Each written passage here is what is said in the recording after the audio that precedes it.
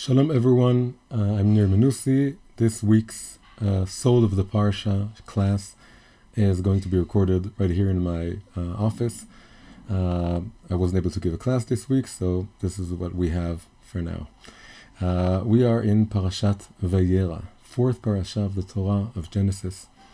And a lot is going on in this parasha. It starts with Avraham and Sarah being notified by the angels that they're going to have a child, Yitzchak, despite the fact that Avraham is 99 years old and Sarah is 90 years old.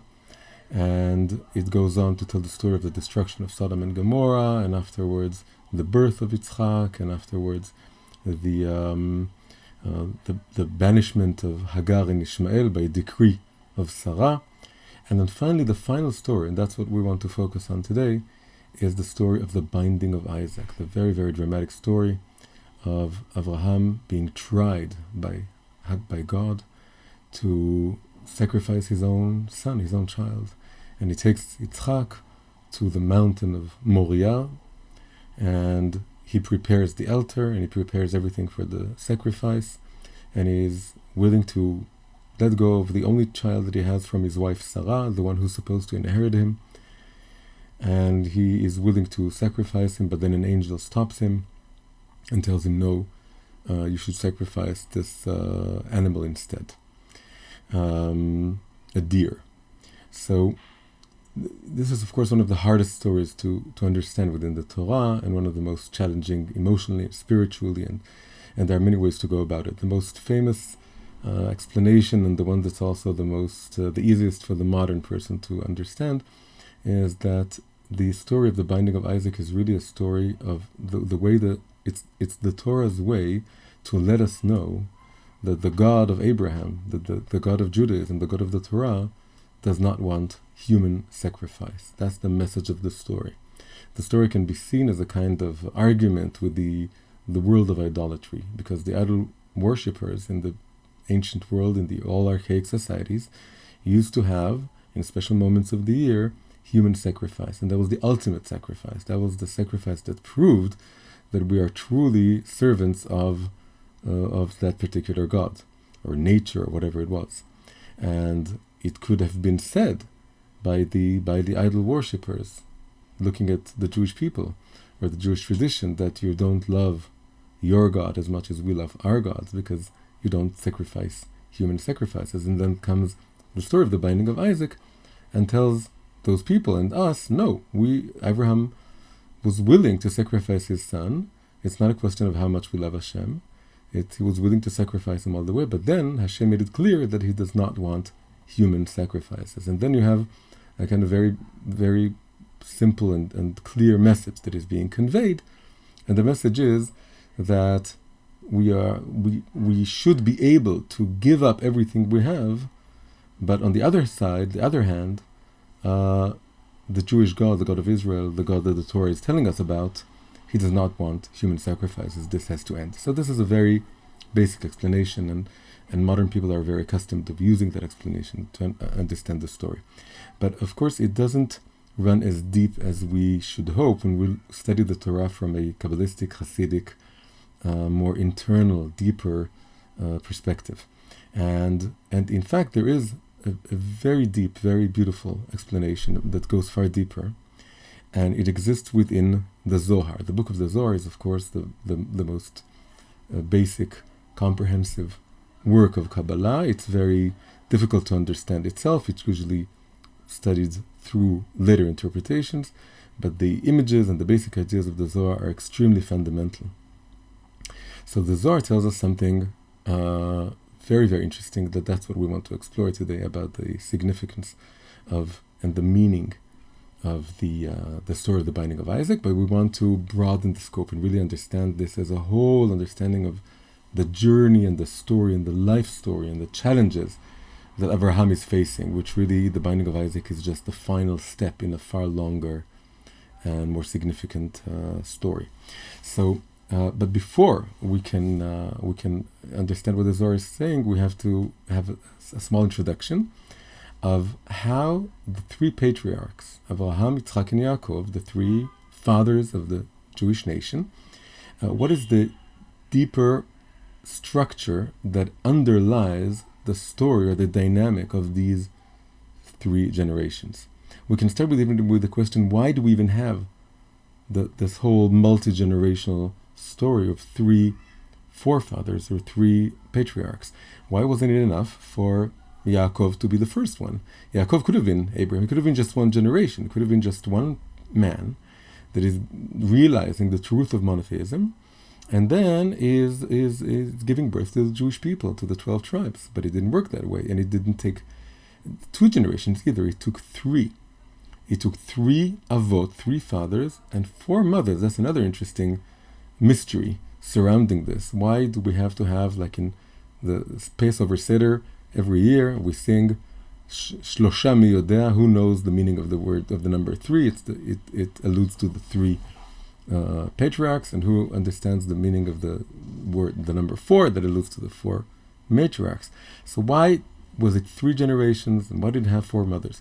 So this can be explained by using the diagram, the model of the divine Sefirot.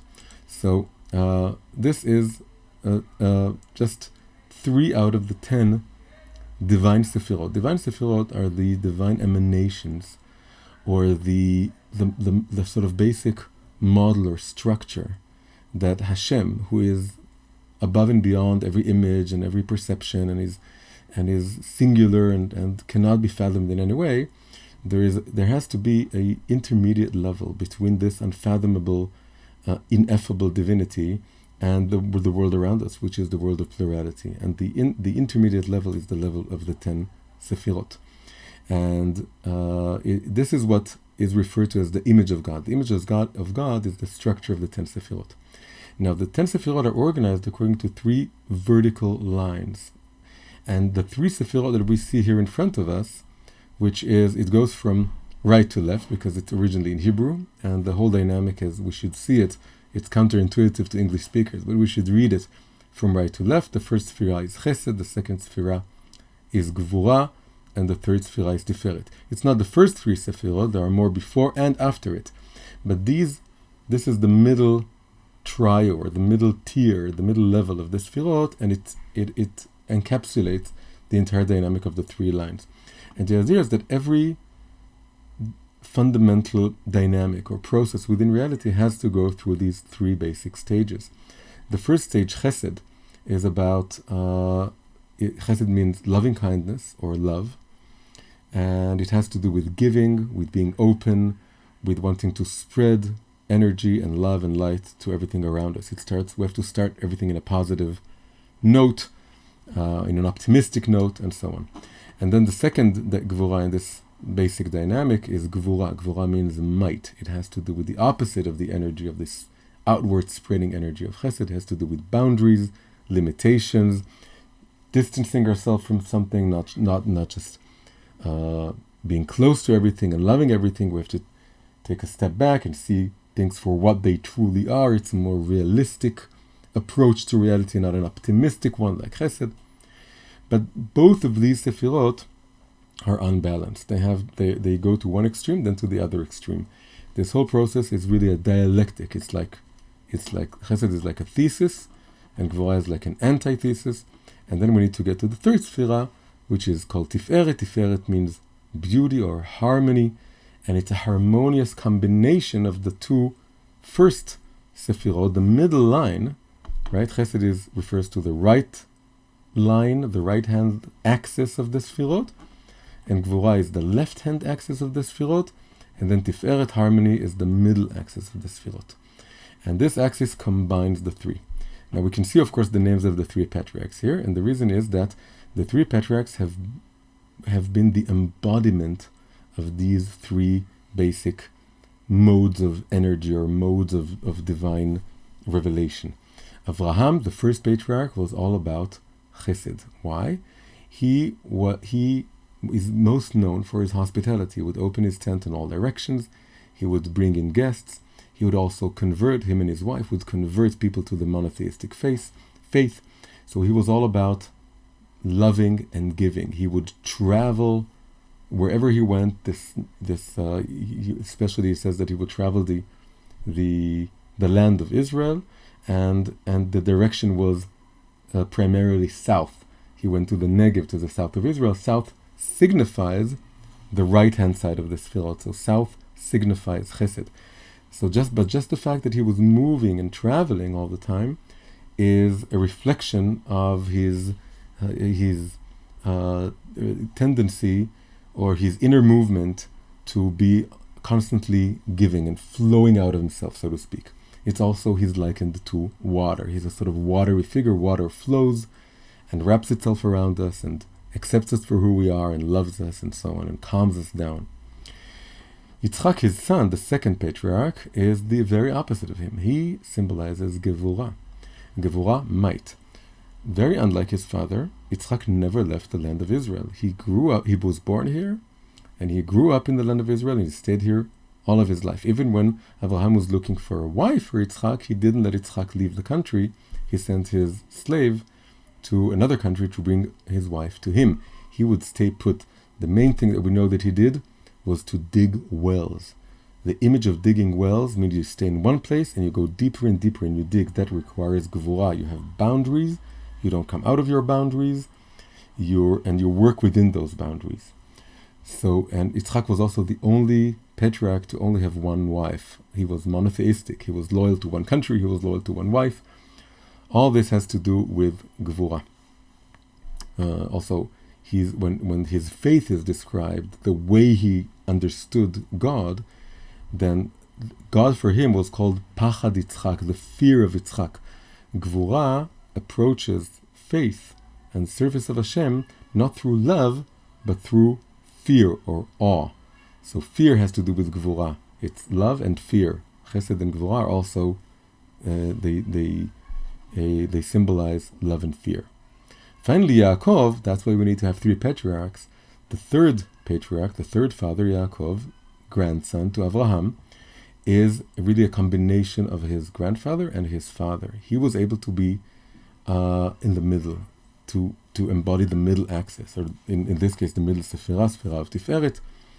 And he had both the chesed of Abraham, but also he learned more and more to have the gevurah of his father, all his interactions with his uncle Lavan, and cheating him and all this created this kind of balance. This structure also answers why they had why there were four matriarchs, four mothers. Avraham was too unbalanced in the direction of chesed. He needed a woman who was more like Gevurah, and she's the mother of Yitzchak, and she balanced him. She brought him closer to the side of Gevurah. Yitzchak, on the other hand, was too much in the direction of Gevurah. He was too much Gevurah inclined. He's too biased in that direction. He needed a balance in the other direction. So his wife, Rivka, was more like Chesed. She was found by Abraham's slave, chosen by him. He represented Abraham, and she was more like Chesed, and she balanced Yitzchak. The final, third patriarch, Yaakov, he was balanced, but there's also a danger to balance. When you're too balanced, you can tip in one direction and in the other direction.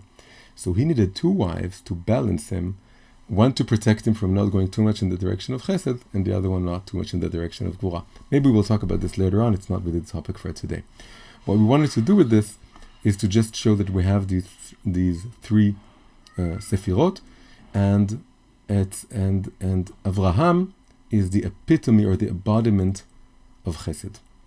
So now we can go back to the Zohar and say what was the explanation of the Zohar. So the Zohar really says like this. It says, the story is called the binding of Yitzchak, the binding of Isaac. And the simple explanation is that Yitzchak was bound to the altar. He was tied to the altar. That's why it's called the binding of Isaac. Akedat Yitzchak. La'akod, to bind, is to tie. He was tied to the altar. But the Zohar says, it gives us a completely novel interpretation, which takes us in a totally different direction. He says we should understand the binding of Isaac as the binding of Isaac to Abraham. The binding, the tying of Yitzchak to his father Abraham. Abraham was because they were polar opposites, because they were so different from one another. We have a father and son who are very, very different, the opposite. And in fact, Avraham had he naturally favored Ishmael more than he liked Yitzchak. Ishmael was more like him. He was more a chesed type, a loving kindness type of person. It's hard to understand, but that's the root of Ishmael, is that he was like his father, and that's another thing we get from this diagram. Of course, is it also explains why we needed 3 generations. Avraham had a son who was very much like him, but he didn't balance him. That was Ishmael. He had to be taken out of the lineage. Yitzchak also had 2 sons, and his first son, the one that we're told that he loved more. He loved Esav.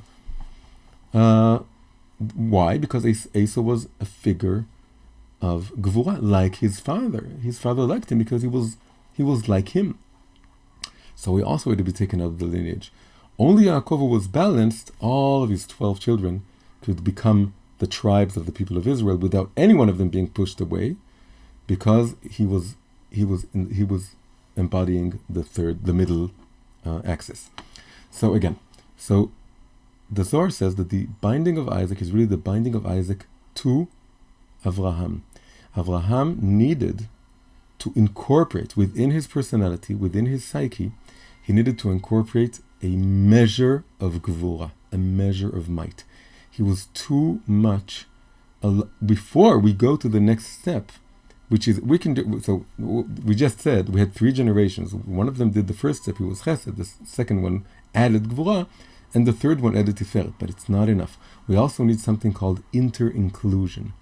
Inter-inclusion means we can't just have Avraham remain all of his life just a figure of chesed, and we'll say, well, the next generation will take care of it. We'll have a figure of gvura. The son will balance the father. That's not enough.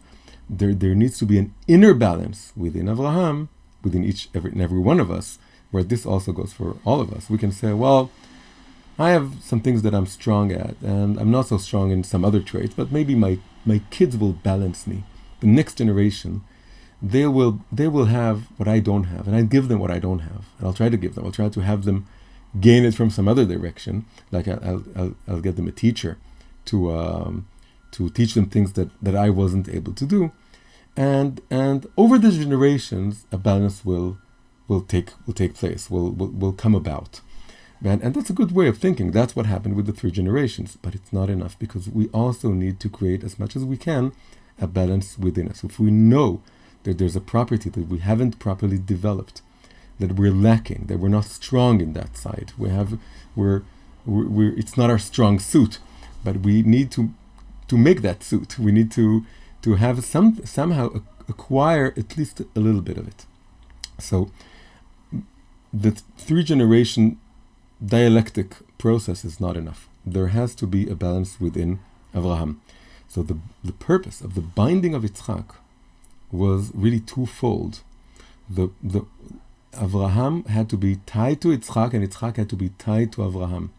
Avraham was supposed to gain from this trial, from this experience. He had to exercise a lot of might, a lot of gvura. It takes a lot of gvura. It's the very opposite, the ultimate opposite of chesed, of loving someone. You have a child that you love, even if maybe you love Ishmael naturally more, it's still your child. And having to sacrifice him and give him up requires giving up what you love. And it requires summoning up within you a degree of might, of gvura, that nothing else compares to this. So that's what bound him to Yitzchak. He suddenly learned what his son was all about, because his son was all about gvura. By having to sacrifice his son, he was really being connected on a much higher level to his son, because he could suddenly see the world from his son's perspective. So this is called inter-inclusion. When one sephirah or power or attribute includes within it an element of another attribute, this is called, and the same goes for the other attribute, this is called inter-inclusion. Both sides include one another. And the proof for this is very beautiful. When the story of the Akedah ends, when Avraham is successfully past the trial, God tells him, now I see that you are God-fearing. God-fearing, fear is the attribute of Yitzchak, of Gvura, of the left-hand axis. And Hashem sees now that Avraham is God-fearing. You're not just God-loving, you're also God-fearing. You acquired this attribute.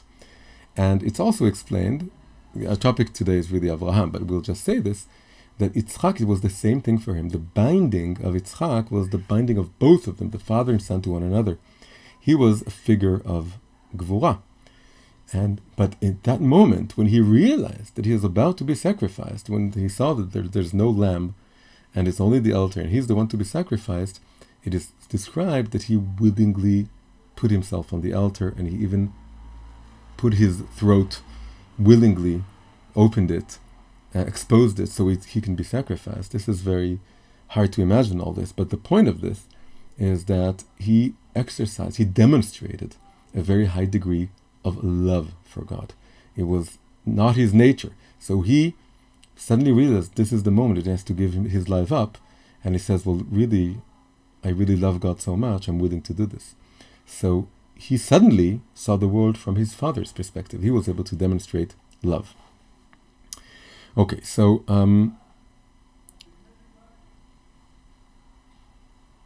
this is the ultimate story of Avraham learning about Gvura, but it's really not the first story. In our parasha, going a little bit before this, we see that another person who is within the family is also giving Avraham a lesson in Gvura, and that is Sarah.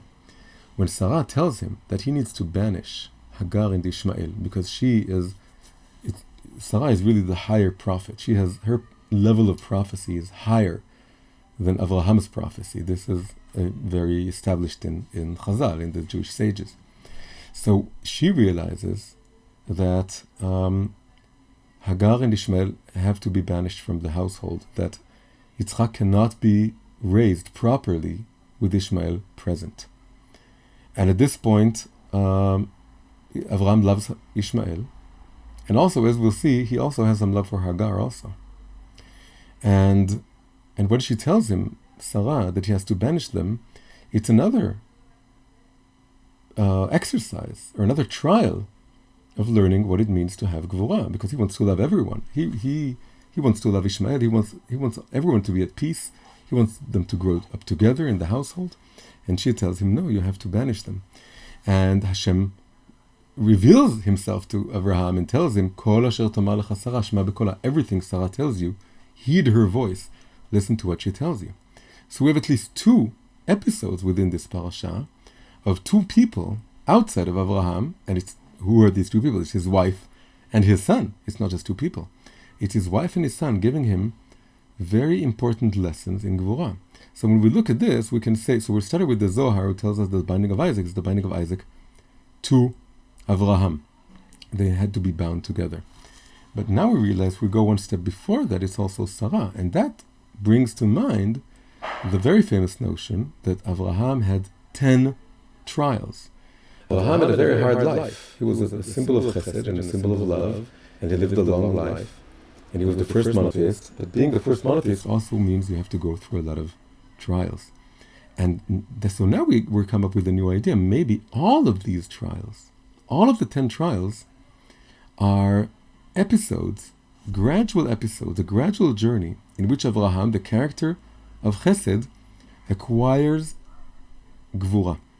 So we said that just the whole idea that Avraham, the Chesed figure, has to include an element of Gvura. This is called inter-inclusion.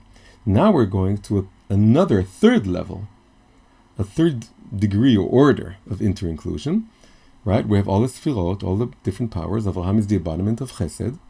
Now we're seeing, okay, but Avraham has to include within himself all the other properties. This is called inter-inclusion. This is the second level of inter-inclusion. Avraham has to have some Gvura. Now we're zooming in even more. And we're saying, well, the Gvura that Avraham has to acquire, that itself, although it's a sub-Sefirah, it's the Gvura within Chesed, but this Gvura has to have within it all the 10 elements, all the 10 Sefirot, because this is how inter-inclusion works. It's like the image of the Sephirotic system is like a fractal. If you don't know what a fractal is, look it up. It's this kind of geometry, very beautiful geometry, in which it's infinitely complex, and the more you zoom in, the more you see the same kind of pattern occurring again and again and again. So the Sefirot is also a fractal. Each Sefirah contains all the other Sefirot, and the same goes for the same sub-Sefirah. But the way it diverges, the way it's not like a fractal, is that it's not infinite. We're not going again and again to more and more degrees. We're just going. That's a principle we learned from the Arizal, the great Kabbalist, 16th century Kabbalist who lived in Tzfat. He taught us that inter-inclusion, we only go 3 levels. Beyond it is something we can't really comprehend or use in any meaningful way. So here we have just a beautiful example of this. Avraham is Chesed. Gvura within Avraham is 2nd degree, and then now we want to zoom into this Gvura and look at all the 10 trials, all the 10 Nisyonot, go over them one by one, and see how those trials enabled Avraham to really develop that trait, which is really the opposite of his nature, but he needed to do this. So like we said before, it's not enough to have generations coming one after the other and balancing each other out. We need to balance ourselves out within our generation.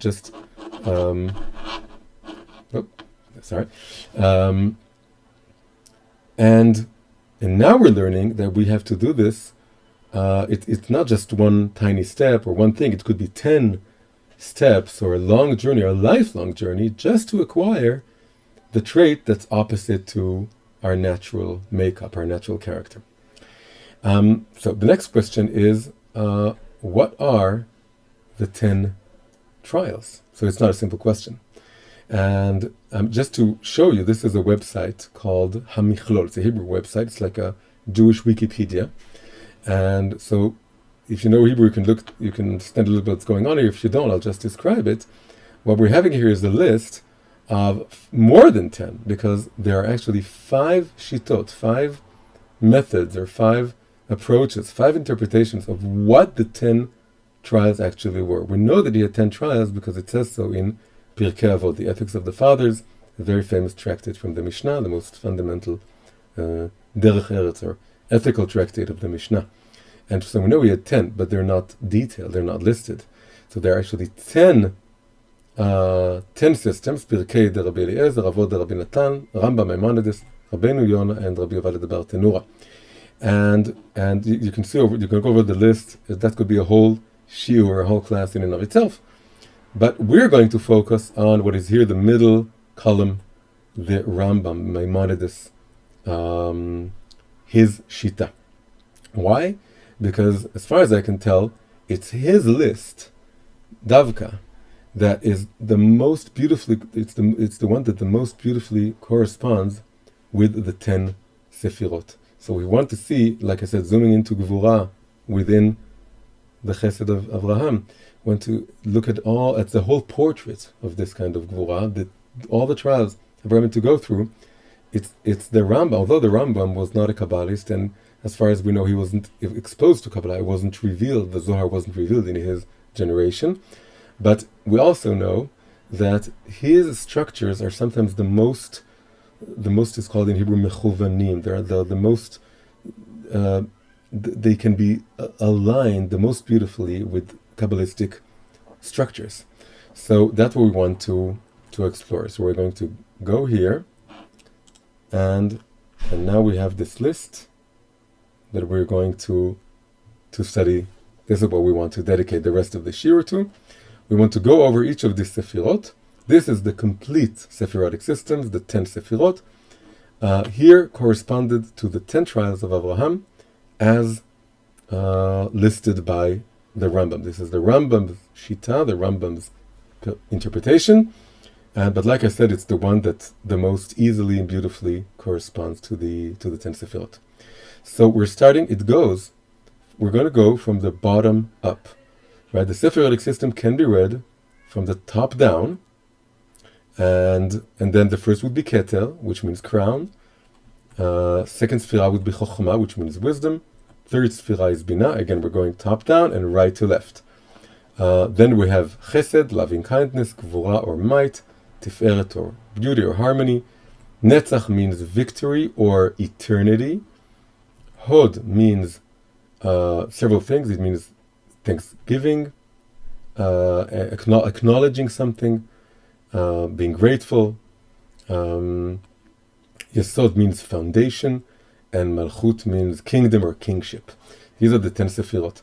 It's no coincidence that this particular structure is called a Partzuf. Partzuf is whenever we take 10 elements and correspond them to the Sefirot, we call this a Partzuf. Partzuf just means face in Greek, but the idea is that this whole figure is like a human figure. So we can go into this some other time. It's no coincidence that this particular Partzuf, this particular structure, goes from the top down, because many of them, if not most, are listed from the top down. This one is listed from the bottom up chronologically. We're talking about the chronology of life of Abraham's life. Why is it no coincidence? Because Gvura is all about moving from the bottom up, right? It takes might, it takes Gvura. We need to overcome the power of gravity in order to go up. We said before that Chesed is all about it's like water. Water flows from the top down. So Gvura is like fire. Gvura is like fire that goes from the bottom up, and it has to overcome the gravity, so to speak, or nature.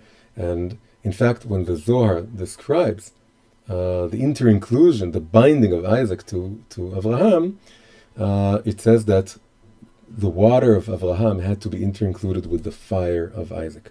So just like fire goes from the bottom up, so this entire structure, this entire map of Abraham's life, so to speak, is, or at least the story of his life, in as much as he needs to acquire the trait of Gevurah, of might.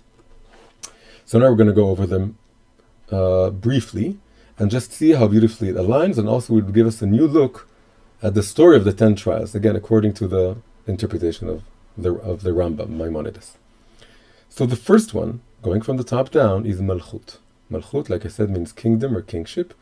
And the first trial, according to Maimonides, because some people have, other interpreters say that there were trials before this, but the first trial, according to Maimonides, is the trial of the injunction Lech Lecha, go to you. Lech Lecha, from your homeland and your father's house, from your country and your homeland and your father's house. Go from everything you know. It was kind of exile.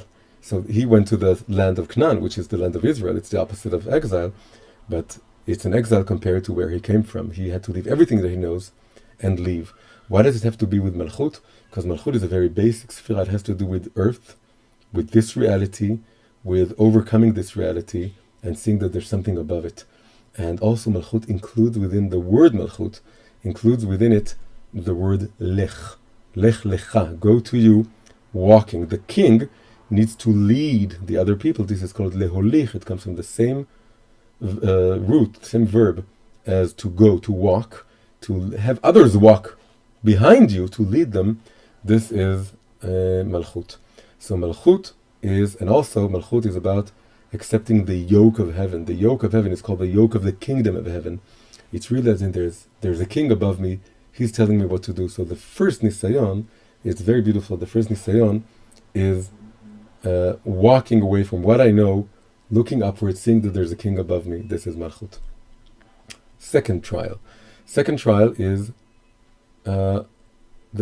just after Abraham and Sarah come to the land of Canaan. Just a few verses later, there's suddenly hunger, and they have to go to Egypt because there's nothing to eat in Canaan. This is, of course, a sort of premonition or a foreshadowing of the story of Yosef. Yosef descended to Egypt, and then afterwards a hunger began, and all of his brothers had to come to Egypt and ask him to give them bread, and he gave them bread. And Yosef is a symbol of this Sephirah. The Sephirah of Yesod is, each Sephirah is connected to another figure in Jewish history. Yesod is symbolized by Yosef. Yesod is all about having a connecting, like having like a channel of connection that gives me energy or sustenance from above. Yesod feeds me. It's like something that gives me sustenance from above. Malchut is me standing hungry and helpless and looking upwards, and Yesod is about connecting to a source of energy or power that's higher than me and that gives me. So Egypt is historically what gave physical sustenance to Israel in these two stories, in the story of the hunger in the time of Avraham, later on again in the time of his grandson. So Yesod beautifully fits with the trial of hunger and then going to Egypt, and again foreshadows the descent to Egypt by Yosef, the symbol of Yesod. Third trial, according to this list, once in Egypt, Sarah is taken by Pharaoh. And this corresponds to Hod. Hod is the sphira of, like I said, acknowledging and praying, echoing to Hashem. The word for echo in Hebrew is hed, it has to do with Hod, that I'm helpless, I don't know what I can do, it's in your power to help me. And indeed, Abraham was very powerless. It's the most powerless moment maybe of his life, that he can't do anything about this. And also Hod is a feminine sephira. It has to do, so this is why this trial has to do with his wife, with Sarah. So we'll compare this later when Sarah is taken by another king. It's a very different situation. In this situation, all Avraham can do is pray that she would be saved, and indeed that's what happens. And he gains all of his power, all of his wealth through this. At this moment, he has nothing. This Hod is when we have nothing and we can just look up to God, and this is the situation. Fourth trial, the battle with the kings. Avraham comes back to the land of Canaan, and he's very rich and he's very powerful, and then his nephew is being taken captive and is embroiled in a large battle between 4 kings and 5 kings. And Avraham has to do battle with the 4 kings in order to rescue his nephew. And this is, again, beautifully goes with Netzach. Netzach, like I said, means victory and also eternity, because true victory is everlasting, or at least it lasts more than it's not transient, because otherwise it's not a real victory. It has to stand the test of time. So Netzach is a victory. It's beautiful. It has to go with the battle. The battle is about, and again, all these stages build an element of Gvura within Avraham. So the first one, he had to have the Gvura, the might to leave his country. Then he had to acquire the might to leave his new country and go to Egypt. Then he had to acquire the might of praying and being helpless regarding his wife being taken to Pharaoh. Now he has to acquire the might of battle, going to battle. Fifth stage, fifth trial. This is very, very interesting. It's the marriage to Hagar.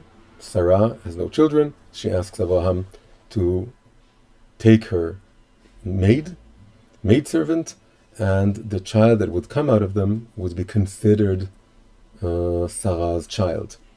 So why is this interesting? Because the Maimonides is the only one to list this as a trial. All the other four, here they are.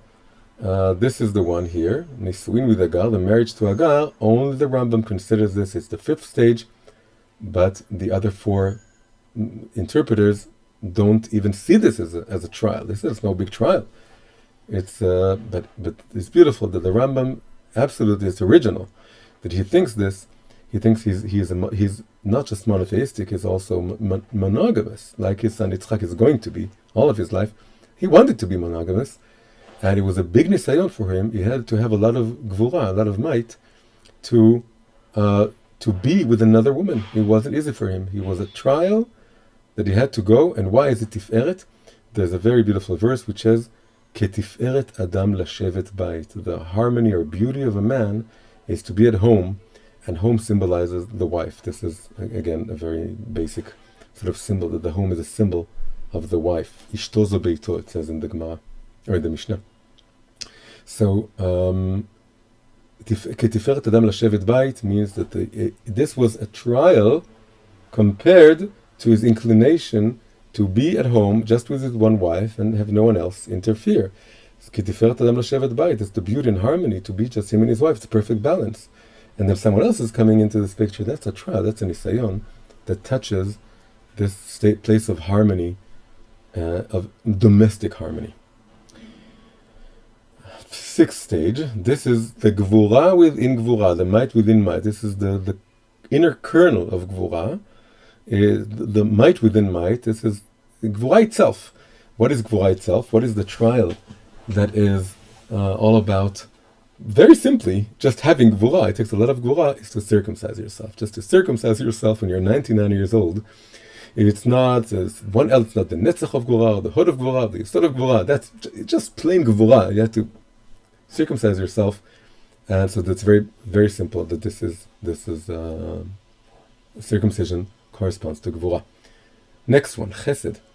Chesed is another nisayon, another trial, very similar to the one we had here. Right here we had Sarah taken by Pharaoh. Now we have chesed. So it's another again taken by a king, but by a very, very different type of king, who is Avimelech. Why is this different? Pharaoh is a very distant, we have a long history of battles with the pharaohs. They're very far away, they could be very cruel. And also, at that point, Abraham was powerless. He had no money, he had no position. He was in a foreign country. Now, Abraham is in a totally different situation. Avimelech is also a totally different king. He's a very good king. He loves Hashem. He's a king of Chesed. He associated with the Kohanim, with the original Kohen. He's called the Kohen. Kohanim are figures of Chesed. And when he realizes that the woman he took was Abraham's wife, he immediately regrets it. He merits to have God reveal to him in his dream. And what does Abraham say when Avimelech asks him, "Why didn't you tell me she was your wife?" He says, "You're a very good kingdom, but there's only one thing missing in this kingdom. What's missing in this kingdom is rak en yirat elokim b'makom hazeh. You're not God-fearing. And so I wasn't able to trust you because you have a lot of good things about you, but you have one thing missing, which is yirat elokim. There's too much chesed there." And the fact that Avimelech has too much chesed really reflects the fact that Avraham has too much chesed. He needs to have another trial. Actually, they both do. Avimelech learns to be more God-fearing, and also Avraham is learning that he should be more the element of fear or might, and be able to stand up, and not be and really not let more kings maybe take his wife. There's a limit to how much chesed you can have. But the confrontation with Avimelech is a bit like confrontation with today's modern, new age spiritual movement that are all about love and being open to everyone, loving everyone, and then it could lead to promiscuity. It goes together sometimes, because when you don't have good boundaries, regarding your spouse, and wives can be taken by other people. Avimelech is a loving person, a loving character, but he doesn't have the fear of God. Avraham teaches him that and also learns that himself. Next stage. So this is again something very beautiful. Most of the interpreters say that the banishing of Hagar and Ishmael were one trial, one nisayon. It was just one thing. They both had to be banished. But two of them, which is the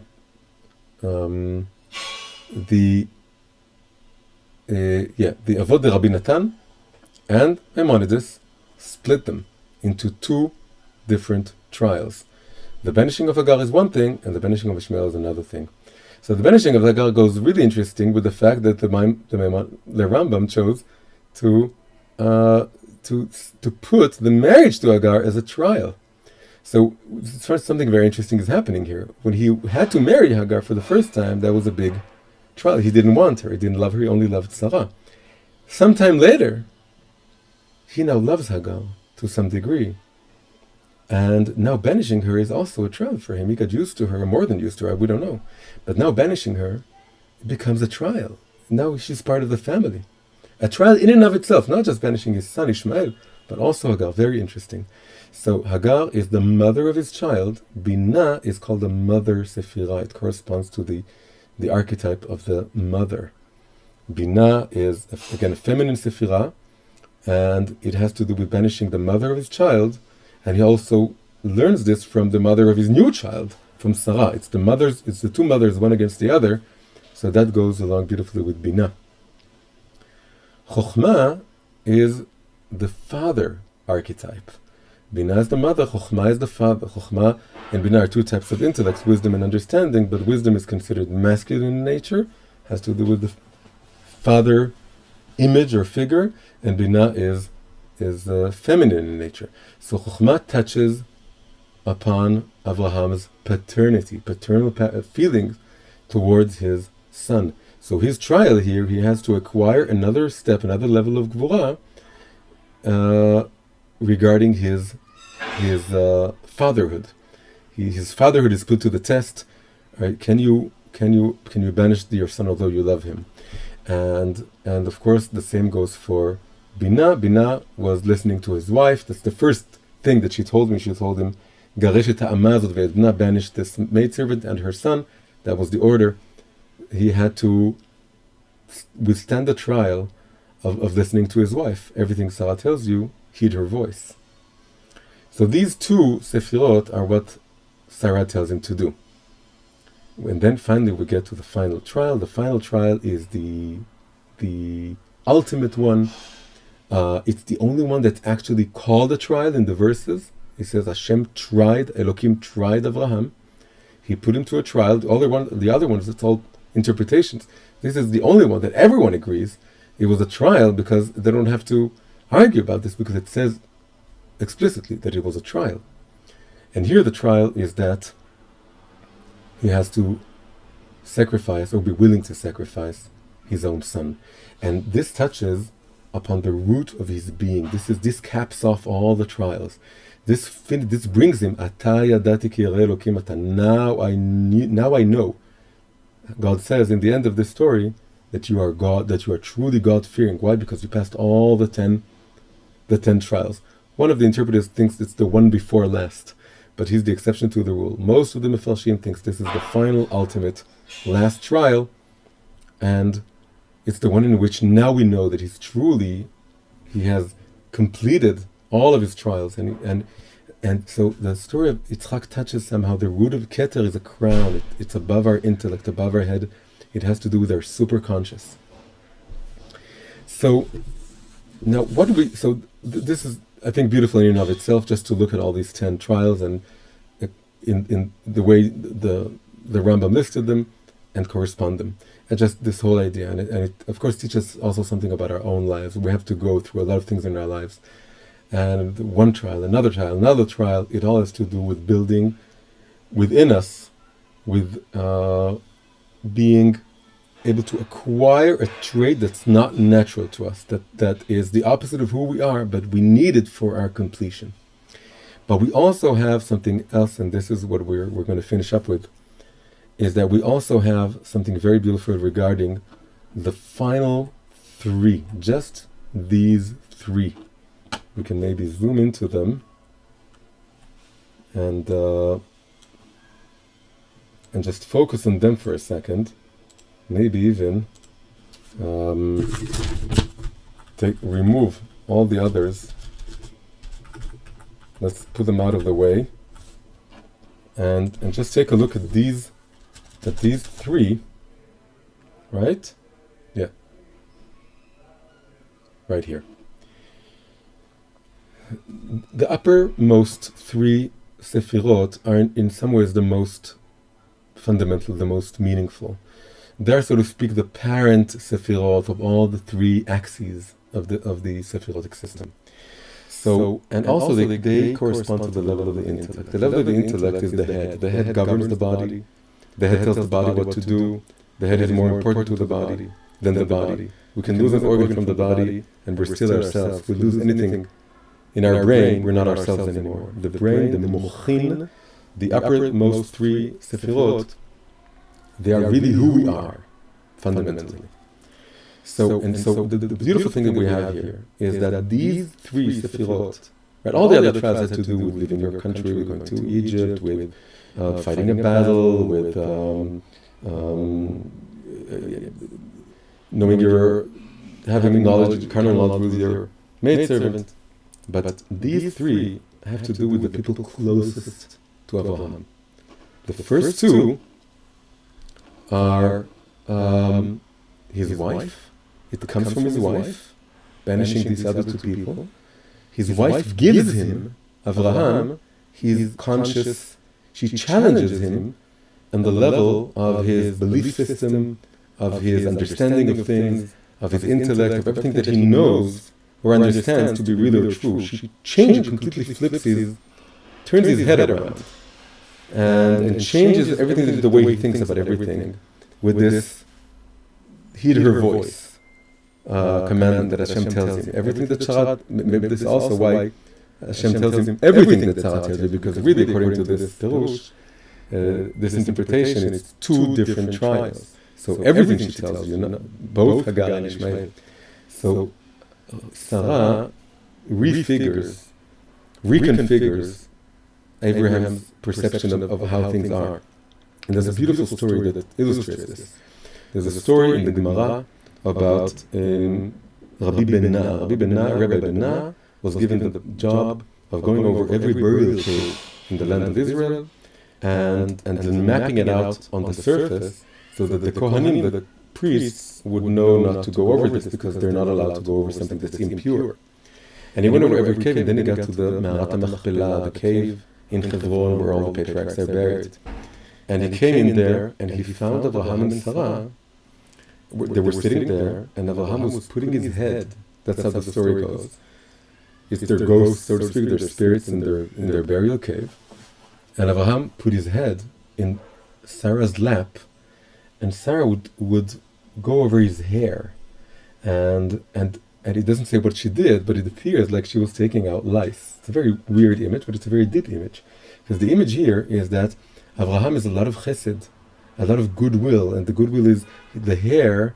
They symbolize thoughts that are coming out of your head, so to speak. So there are all these beautiful thoughts about Ishmael and Yitzchak growing up together and loving everyone in the world and so on. But she's above him now. He puts his head in her lap, and she has to take out the different lice or the different, whatever it is, this alien elements or chitzani elements that are trying to use this loving kindness in a negative way. And she tells him, well, that's a very nice idea, and when the Messianic age arrives, then there will be no wars and everything will be chesed. But right now, I'm here to give you the voice of reality. And the voice of reality is that we have to banish Hagar and Ishmael, not because we don't love them, but because this is the right thing to do. For the sake, today there's this big argument about open borders or closed borders. And Avraham is an open border type of person. He wants everyone to love each other. And Sarah tells, she's his wife. She's not arguing, or it's not a political debate. She's telling him, I understand you, but right now we need some closed borders. We need some might in order to take care of Yitzchak. Yitzchak is to be the inheritor of the monotheistic tradition. He needs to be on his own. And also, the sages say, it was good for Ishmael also. They had to be separated for both their sakes. So when the fact that he puts his head in her lap, and she's sort of looking through his hair and looking through all his ideas and sifting through them and finding what's right and what's wrong, that's really beautiful. That here it's the two intellectual sefirot, the sefirot that have to do with the head, with his outlook on things, with the way he perceives things.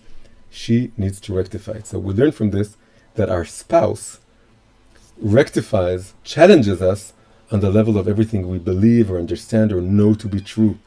It's also an emotional challenge, but ultimately it changes us in a far deeper way than all the emotional or on the level of the emotional attributes. This isn't just the emotional level, it's the intellectual level. It's everything we understand to be true is completely reversed, changed, or rectified or balanced by our spouse. But now we get to the ultimate part. The Keter is, like we said, the final trial. It's the ultimate trial. It's the only one that's actually called the Nisayon. It's the one that afterwards Hashem says, now I know you're God-fearing, and it's the one which the Zohar chose to focus on when saying that this is where Avraham included within himself the element of fear, and the fire within water, the element of fear within his natural character of love. So we learn from this, again, something very beautiful, that our spouse challenges us on the intellectual or on our conscious level, but our children challenge us on a super conscious level. And they touch the root of our being even more than our spouse. It's Yitzchak. It's the fact that he has to both learn to give up Yitzchak and learn to love him more than he loved him before, because he loved Ishmael. He has to be bound with Yitzchak in every possible way. It touches, it challenges. Before this, he had 10 nisyonot, 10 trials, but he still didn't know what Gevurah really was. When does he learn what Gevurah is? When he has to let his child be who they are. The whole story, ultimately, is about parents and children who are different from one another, who are very, very different from one another. The father is chesed, is a chosid. He likes chesed, he likes chasidut.